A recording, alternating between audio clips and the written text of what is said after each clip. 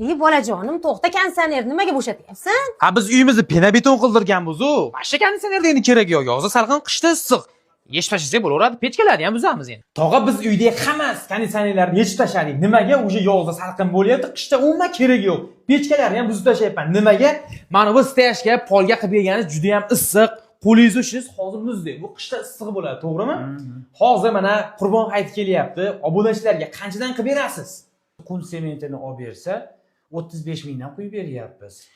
Uyda egasi qumi bilan sementini olib bersa, mana shu polga, steyashkaga 35 mingdan kvadratini qilib berasiz. Qilib beryapmiz. Sizdan nimalar Genasi, fibrasi, usta haqi, ish haqi, apparatlar hammasi sizdan. Qarang jigar.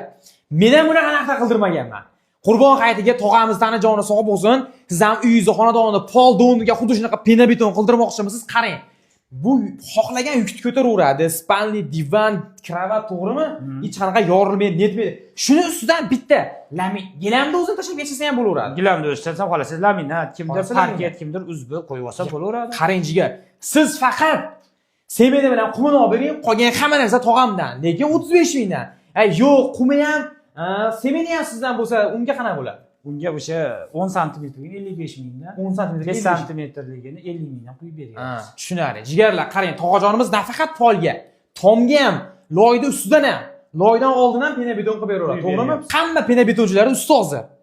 Marhamat, ushbu raqamlarga qo'ng'iroq qilinglar va batafsil ma'lumot olinglar va 35 mingdan steyashkani pena-beton qildiringlar. Qaranglar, chirimaydi, netmaydi, yozda issiq, qishda salqin bo'ladi, maza qilib yashaysizlar, jigarlar. Batafsil ma'lumot olish uchun ushbu raqamlarga qo'ng'iroq qilinglar va Qurbon hayitiga hayitinglarni olib olinglar, tog'ajonimiz.